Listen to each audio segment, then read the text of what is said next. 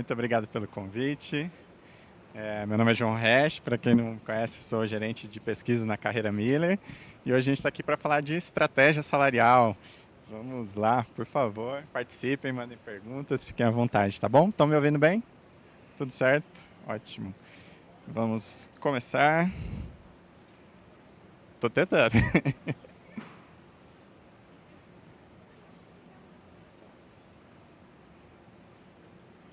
Aê, vamos lá. Bom dia. Bom, para falar de estratégia salarial, primeiro, um esclarecimento importante é que, geralmente aqui no Brasil, quando a gente fala de salário, até quando a gente pergunta para alguém quanto você ganha, a pessoa vai falar do salário fixo e do salário mensal. Esse é um desafio já para a gente, como remuneração, porque estratégia salarial compõe tudo isso aqui que a gente está olhando, o salário é só um dos componentes. Então, trabalhar com remuneração estratégica, o desafio do profissional de remuneração é justamente balancear todos esses componentes que a gente está vendo aqui. A gente tem os recebimentos diretos, os salários, comissões, prêmios, 13º, férias, recebimentos indiretos também, como o PLR, bônus, que são incentivos que a gente usa para tentar indicar para um determinado caminho, uma direção, com metas, com objetivos específicos. Incentivos de longo prazo também, onde entram ações, opções de compra de ações, de vendas também, né? E outros componentes também os benefícios, né, onde a gente tem a previdência privada. Aqui a gente vai falar especificamente um pouquinho sobre benefícios, porque é uma oportunidade bem interessante, uma oportunidade da gente se destacar, de oferecer um diferencial, que é algo muito importante. A gente tem cada vez mais olhado para a remuneração, para o trabalho do RH como um produto. O que a gente tem? Tem um consumidor, que são os colaboradores, tem um mercado que eu estou tentando atrair, assim como eu tenho um produto, e como que eu trago essa visão estratégica que o marketing usa para os produtos, para o RH, para oferecer algo para o mercado. E atrações não financeiras, que estão também sendo muito discutidas agora, né? Se eu ofereço um clima diferenciado, se eu ofereço oportunidade de desenvolvimento, oportunidade de executar um trabalho que te dê satisfação, isso também pode ser usado junto aqui desse componente. Agora, por que a gente complica tanto, né? Por que eu não pago só tudo em salário, né? O desafio não é pagar nem mais nem menos. Cada empresa tem um orçamento de pessoal e a ideia é como que a gente administra esse orçamento da melhor maneira possível. Como que eu vou aplicar cada realzinho ali para conseguir atrair as pessoas que a empresa quer, para reter também, né? E a gente ter efetividade também, que essas pessoas estejam engajadas, né? Esse aqui é o desafio. Muitas vezes a gente fala de pagar melhor, isso não significa pagar mais, né? É como balancear tudo isso aqui. Por que complicar? Por que a gente não usa esse orçamento tudo em salário e pronto, né? Um dos principais motivos são impostos. Cada componente daquele ali tem um imposto diferente. E o salário é o que tem o maior imposto de todos. Então, quando a gente tenta usar o PLR, tenta usar bônus, benefícios, a gente está tentando entregar mais valor com esse orçamento que a gente tem. Então, se o meu orçamento é 1 milhão, se eu colocar todo esse 1 milhão em salário, eu vou entregar o menor valor possível para os meus colaboradores. Então, usar esses componentes de maneira estratégica, considerando imposto. Então, para imposto, eu tenho um benefício muito interessante, por exemplo, em previdência e também em PLR. PLR é um recurso interessantíssimo porque ele paga menos imposto, tanto para a empresa quanto para o colaborador. Qual que é o desafio aqui? Percepção de valor e metas adequadas. Porque se o colaborador vai receber só 1 ou 2 vezes por ano, isso também não vai funcionar sempre da maneira que a gente gostaria. Primeiro porque é incerto. Opa! Quando eu quero não vai. Primeiro porque é incerto. Segundo porque é longe, né? Eu tenho 1 ou 2 vezes por ano e muitas vezes a demanda do nosso público não é essa. Eu tenho pessoas que precisam pagar aluguel, precisam ir no supermercado e receber 2 vezes por ano não vai funcionar. E também não tenho ainda a cultura de considerar a remuneração anual no Brasil. Se a gente pergunta para alguém no churrasco, olha, quanto você ganha? Ele não vai pensar no PLR, no bônus, na previdência, no plano de saúde que ele recebe, né? Esse é um desafio para a gente também de comunicar isso e trabalhar para que o colaborador considere isso que a gente está fazendo também como parte do salário dele. Vamos lá. Vamos seguir. Benefícios. Benefícios a gente tem uma oportunidade incrível. Por quê? Além da questão dos impostos, a empresa consegue negociar uma entrega maior de valor do que o que custa aquele benefício. O que eu estou querendo dizer? Imagina um plano de saúde, por exemplo. Se o colaborador for contratar o plano de saúde, ele vai pagar, por exemplo, R$ 800 num plano. Que a empresa, por ter uma capacidade maior de negociação e negociar por mais vidas, ela pode pagar R$ 500 nesse mesmo plano. Então, imagina um colaborador que tem família, que tem dependentes, isso é multiplicado. Então, é uma oportunidade bem interessante para a gente entregar mais valor gastando menos. Então, aqui a gente tem uma questão bem interessante. Alguns benefícios também têm incentivos fiscais, que ajudam a gente a entregar mais de novo. Qual que é o problema aqui? Saber o que as pessoas querem. Muitas vezes a empresa pode estar gastando menos do que o colaborador gastaria para contratar um plano de saúde, mas pode ser que ele já tenha um outro plano de saúde, que ele não está preocupado com isso nesse momento. Previdência, por exemplo, acontece muito isso. Às vezes eu atendo empresas que têm planos incríveis, com contrapartida alta, com limite super interessante, vesting bacana, mas tem adesão baixa. Por quê? Muitas vezes o público que a empresa está atraindo ou procurando atrair não tem esse interesse alinhado com os benefícios que a empresa está oferecendo. Uma oportunidade aqui muito interessante é trabalhar com benefícios flexíveis, mas aí a gente perde um pouco disso porque essa diferença do quanto a empresa paga para quanto o colaborador recebe cai um pouco quando a gente fala de benefícios flexíveis. E também tem uma questão de risco trabalhista, que ainda está muito sendo discutido ainda, né? Então aqui, como que a gente vai trabalhar com isso? O que faz parte da remuneração estratégica na hora de definir os benefícios? Entender muito bem qual é o público da empresa. E esse público pode não ser exatamente as pessoas que a empresa tem hoje. Por exemplo, a gente está falando muito de diversidade hoje, e eventualmente a empresa pode estar com um foco em atrair públicos diferentes do que compõem a empresa hoje. Então, a gente só fazer uma pesquisa de clima, identificar o que as pessoas querem, não vai dar resposta para a gente aqui. Porque pode ser que o público que eu desejo ter não é o público que eu tenho hoje. Então, a gente precisa mapear o que as pessoas que já estão na empresa querem, mas também confirmar se é esse o público ideal que a gente está tentando atrair e reter. Se não for, aí a gente tem um trabalho adicional de mapear o que esse público que eu estou buscando quer, para poder oferecer um pacote que de fato seja atrativo aqui. Considerando que também cada público dentro da empresa pode ter demandas diferentes. Eu posso ter intenção, por exemplo, de reter um público de gestão, gerentes, diretores, que vão ter uma demanda, e eu posso ter um público de estagiários, de aprendizes, de assistentes, que tem uma demanda totalmente diferente.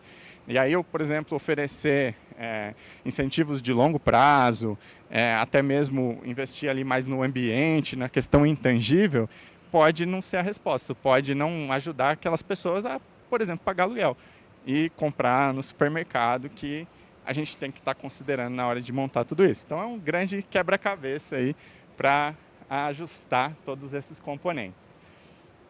Vamos lá. Falar um pouquinho dos intangíveis. Aqui, eu fiz até um vídeo recentemente que deu alguma polêmica aí sobre essa questão dos intangíveis. E eu trouxe aqui um post do Bruno Lacerda. Esse post teve bastante compartilhamento, talvez alguns já tenham visto. A gente já entrevistou o Bruno, tem uma entrevista com ele no nosso canal. E foi uma entrevista muito bacana porque, em geral, ele está no LinkedIn para falar mal do RH. e a gente quis ouvir ele. Ele falou, legal isso, esse cara está trazendo provocações interessantes para a gente de coisas que a gente não está fazendo certo. E a gente foi ouvir ele, foi uma conversa super bacana. E o que ele está questionando aqui? Essa história do salário emocional, né? Que as empresas, às vezes, estão batendo forte nisso e a mensagem dele é, isso é o básico. Ter um ambiente que não tem discriminação, que não tem assédio, que as pessoas têm um café bacana, uma refeição adequada, isso não é nada demais, isso é o mínimo. Então não é para as empresas ficarem batendo tanto nisso. É um ponto interessante, acho que o que é a minha reflexão aqui? Se a gente não fizer nada a respeito disso, isso vai ser um problema. Mas fazer também não significa que a gente está fazendo nada incrível, que a gente agora é uma empresa que não precisa mais pagar salários adequados só porque a gente criou um clima bacana, que tem treinamento, tem oportunidade. Isso é, de fato, o mínimo, né? Mas é importante também, se a gente negligenciar esse aspecto, se a gente não fortalecer o ambiente, não criar se preocupar com justiça até mesmo entre quem está sendo promovido, quem está recebendo mérito, né? Qual público está sendo negligenciado, isso vai virar um problema. Mas não é a solução para tudo, né? Vamos lá. Desafios para a gente aqui, quando a gente pensa em remuneração estratégica. Primeiro de todos, manter o equilíbrio interno. Isso está acontecendo muito recentemente. A gente tem sido procurado por empresas que estão com problema de turnover. O problema é que esse turnover nunca é geral, não é? Tá todo mundo saindo e a gente precisa fazer alguma coisa. Não. Em geral, tem alguma área, algum cargo específico. E a empresa está preocupada, por exemplo, em reter os gestores ou em reter a área de tecnologia, uma área específica do negócio. Isso é, de fato, muito relevante. As empresas, não adianta a gente negligenciar. Em geral, tem um público que é mais crítico, tem um cargo que é diferenciado, que dá mais trabalho para treinar ou para repor. E a gente precisa se preocupar com isso. Mas tem um desafio de manter um equilíbrio interno. Por exemplo, tinha um cliente que eles queriam oferecer tudo de mais bacana ali para a área de pesquisa e desenvolvimento. Pode chegar a hora que quiser, pode trabalhar de bermuda, vai ter benefícios diferentes.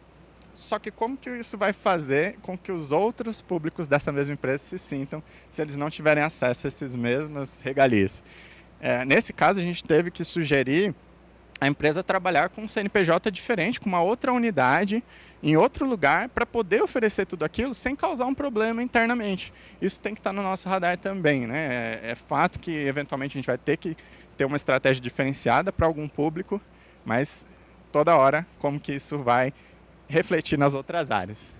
Equilíbrio externo. Não adianta nada a gente pensar em uma estratégia muito maluca aqui, que é diferente do que todo o resto do mercado está oferecendo. Se a gente estiver oferecendo algo que não tem a mesma entrega de valor, não vai funcionar. Ao mesmo tempo, se a gente só oferecer o que os outros já fazem, a gente não vai ter diferencial nenhum. Então, vamos pensar no nosso pacote de remuneração como um produto. Que diferencial tem o nosso produto? Ele é mais alavancado em variável, ele tem um salário fixo maior, eu tenho benefícios muito estratégicos. O que eu ofereço de fato de diferente? E isso é até um contrassenso, a gente que faz pesquisa falar disso, porque às vezes, em geral, o que a gente está vendendo é um benchmark para vocês não ficarem por fora do que o mercado está fazendo, né? Mas tendo a ideia de que não basta eu olhar para a pesquisa, ver o que está na mediana ali e oferecer tudo o que os outros estão oferecendo. Eu não vou ter diferencial nenhum. Reter os melhores. Isso tem sido muito crítico também nas conversas. O pessoal me procura e fala, eu estou com um turnover e tal, e a empresa oferecendo, às vezes, contrapartida, um bônus para retenção na hora que o candidato recebe uma proposta. Qual que é a mensagem que a gente passa nesse caso? Que você está recebendo um bônus por ter recebido uma proposta. O que os colaboradores da empresa que ficarem sabendo vão fazer?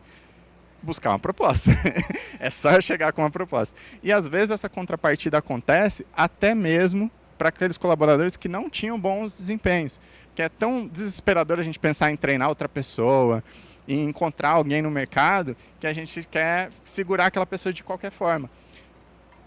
As empresas não podem contar que o turnover vai ser igual ao que era nos anos 90.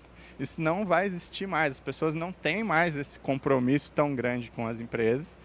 E a gente precisa aceitar um determinado nível. Não ok, vamos lidar com isso, mas como que a gente faz para que os processos estejam bem desenhados, para que os treinamentos estejam claros, para que alguém que ficou 2 anos, que é a média hoje de permanência nas empresas, isso geral, dados do Ministério da Economia para todo o Brasil, como que a gente faz para que alguém que ficou 2 anos tenha de fato já entregas, porque antes era muito comum, não, senta aqui com o sênior, ele vai te ensinando, a pessoa demora 6 meses para aprender, e aí mais troca de função no meio do caminho, mais 6 meses para aprender, então se ela ficou 2 anos, quase que ela não está entregando nada, né?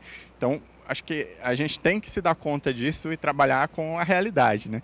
Tem uma frase do Rei Dalio que eu gosto bastante, que é: aceite a realidade e lide com ela. Acho que a gente tem que trabalhar com isso em mente também.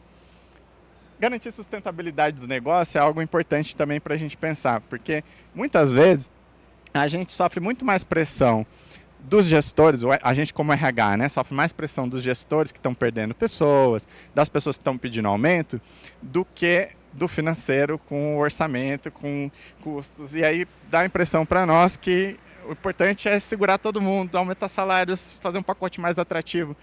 Isso tende a dar resultado no curto prazo e problema no longo prazo. Então a gente tem que ter isso em mente também, que a gente tem que balancear essas duas questões. Eu tenho que pensar na sustentabilidade do negócio.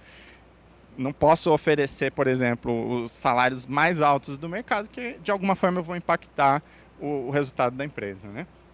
Então, pensar em tudo isso, equilibrar tudo isso. Vamos lá. Equilíbrio interno. Aqui a gente tem mecanismos que especialmente podem ser feitos internamente, mas com apoio de consultoria, para medir o tamanho das cadeiras das pessoas. Aqui é um desafio muito grande de pensar primeiro em cadeira, depois em pessoas, desassociar as pessoas das cadeiras que elas ocupam, para a gente de fato estabelecer ali qual que é o salário ideal de cada um dos cargos, como que eles se relacionam internamente com outros. A gente vai pagar igual para todas as áreas. Por exemplo, analista júnior vai ganhar tudo igual. Isso dá um problema também, porque o mercado vai trazer números para a gente na pesquisa, por exemplo, que tem áreas que estão ganhando mais. No momento, oferta e demanda de tecnologia é crítica. Se eu tiver que buscar um profissional de segurança da informação, de dados ou de desenvolvimento, se eu tiver uma tabela única para todos os analistas, ela não vai funcionar. Vamos lá.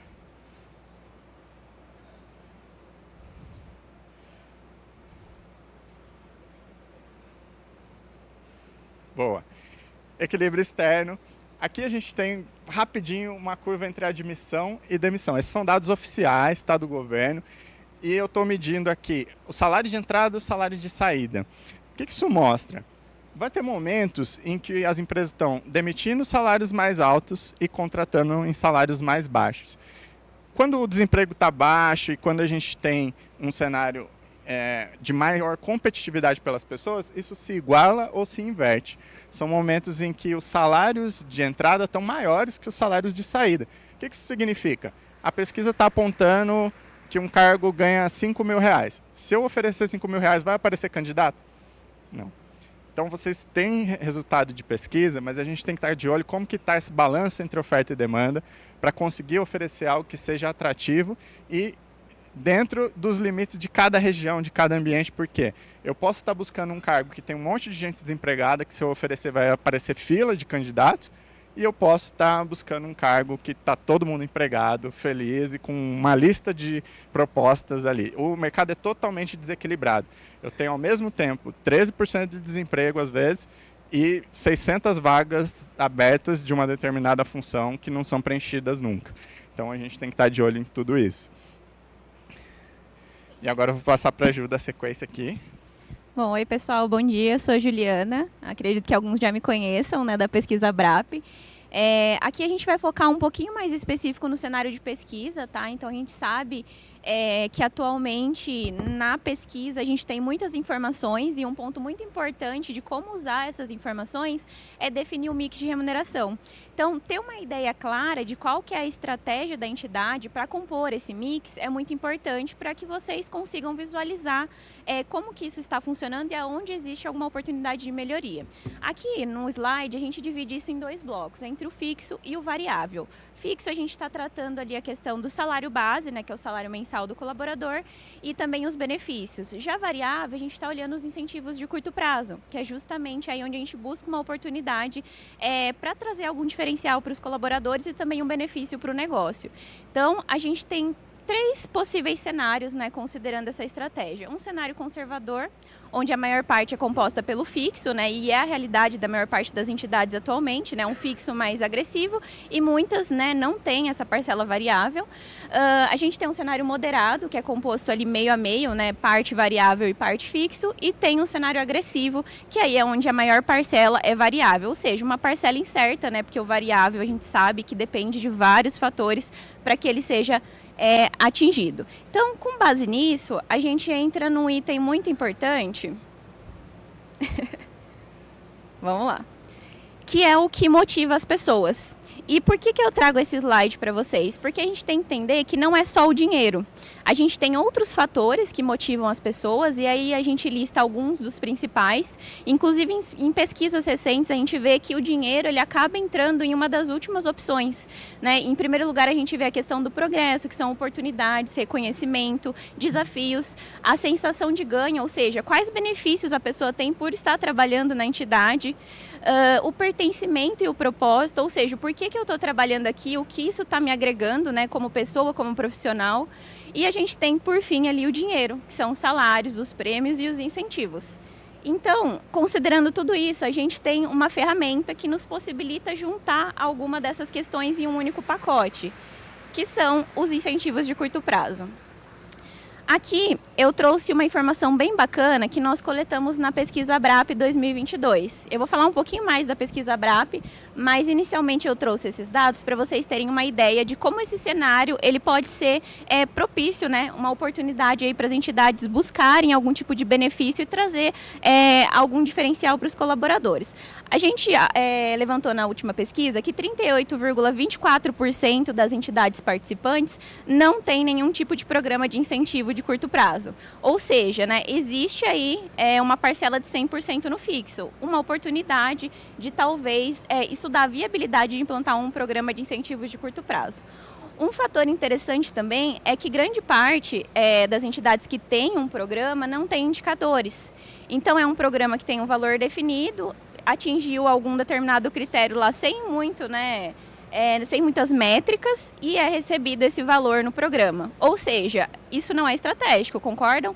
Se a gente tem um programa que não está atrelado a resultado do negócio, que não tem nada que engaje o colaborador, aonde isso vai ser uma estratégia? A entidade só está dispondo de dinheiro sem nenhum retorno com base nisso. Então é importante que seja desenhado um programa com base no negócio. Não um exemplo que a gente tem também, algumas entidades acabam absorvendo o programa de incentivo de curto prazo da patrocinadora. Esse é outro cenário, porque a patrocinadora ela tem métricas, indicadores que muitas vezes não estão alinhados especificamente com o negócio de previdência. Então também não tem relação e não está engajando os colaboradores que são especificamente da parte de previdência. Por isso é importante que vocês pensem, né, e tenham em mente o desenho de um cenário onde vocês possam realmente configurar esses indicadores a fim de fortalecer o negócio, de engajar as pessoas e de trazer um propósito, como a gente viu no slide anterior. Então, se eu tenho um programa claro, com métricas definidas, onde as pessoas enxergam esse potencial de atingimento e aonde elas podem contribuir com isso, fica muito mais fácil da gente ter alguma coisa estratégica que realmente vai complementar o pacote de remuneração e vai ter uma percepção positiva por parte do colaborador, tá? Então, saber utilizar o potencial que o programa tem é muito importante. Não é só implantar ou só pagar. Tem que saber o para que ele serve e as pessoas que estão trabalhando para atingir essas metas também têm que entender o para que isso serve, tá? Então esse é um ponto muito importante.